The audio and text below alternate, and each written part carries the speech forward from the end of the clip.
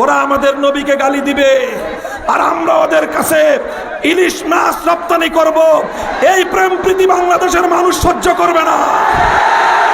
আমার নবীর ইজ্জতের হেফাজত করতে গিয়ে প্রয়োজনে আমরা পেটে পাথর বাঁধবো। নবীর দুশমন কারো সঙ্গে কোনো আপোষ করা চলবে না।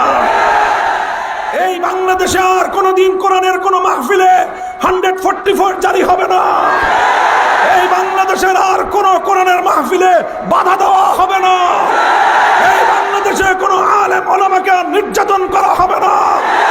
এই বাংলাদেশে আল্লাহর নবীর ইজ্জতের দাবি তুলে আর কাউকে বুলেট বিদ্ধ হতে হবে না। এই বাংলাদেশে বৈষম্যের বিরুদ্ধে স্লোগান তুলে আর কোন ছাত্রকে প্রাণ দিতে হবে না। আমরা গড়ে তুলব বৈষম্যহীন সেই বাংলাদেশ। মনে রাখতে হবে, পতিত স্বৈরাচারের দোসরেরা এখনো পর্যন্ত বাংলাদেশের বিভিন্ন জায়গায় ঘাপটি মেরে আছে। প্রশাসনের মধ্যেও কিছু লোক তাদের এখনো পর্যন্ত ষড়যন্ত্রের জাল বুনছে। ইনশাআল্লাহ ইসলামের যে যাত্রা শুরু হয়েছে, আমরা সেই যাত্রাকে গন্তব্য পর্যন্ত পৌঁছে দেব ইনশাআল্লাহ। আগামী দিনের খেলাফত প্রতিষ্ঠানের সংগ্রামে থাকবেন তো আমাদের সাথে? যদি আল্লাহর নবীর ইজ্জতের হেফাজতের জন্য আবার শাপলা চত্বরে যেতে হয়, কারা কারা যাবেন?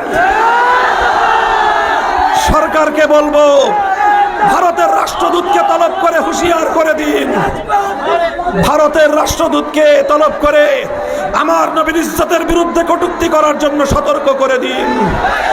যদি সেটা করতে ব্যর্থ হন, তাহলে ভারত যদি এভাবেই একের পর এক ঘটনার মধ্য দিয়ে আমাদের নবীকে কটূক্তি করতে থাকে, প্রয়োজনে ভারতের বিরুদ্ধে কূটনৈতিক সম্পর্ক ছিন্ন করুন। ওরা আমাদের নবীকে গালি দিবে আর আমরা ওদের কাছে ইলিশ মাছ রপ্তানি করব। এই প্রেম প্রীতি বাংলাদেশের মানুষ সহ্য করবে না। আমার নবীর ইজ্জতের হেফাজত করতে গিয়ে প্রয়োজনে আমরা পেটে পাথর বাঁধবো। নবীর দুশমন কারো সঙ্গে কোনো আপোষ করা চলবে না। এই বাংলাদেশ আগামী দিন আমরা গড়ে তুলতে চাই। কথা বলেন ঠিক না বেঠিক? রাজি আছেন তো? সংগ্রামে পাশে থাকবেন তো? শহীদ ঈদগাহে আমাদের সঙ্গে জমায়েত হবেন তো? নাসরুম মিনাল্লাহি ওয়া ফাতহুন করিব। বাংলাদেশ জিন্দাবাদ। বাংলাদেশ খেলাফত মজলিস জিন্দাবাদ। ওয়া আখিরু দাওয়ানা আলহামদুলিল্লাহি রাব্বিল আলামিন।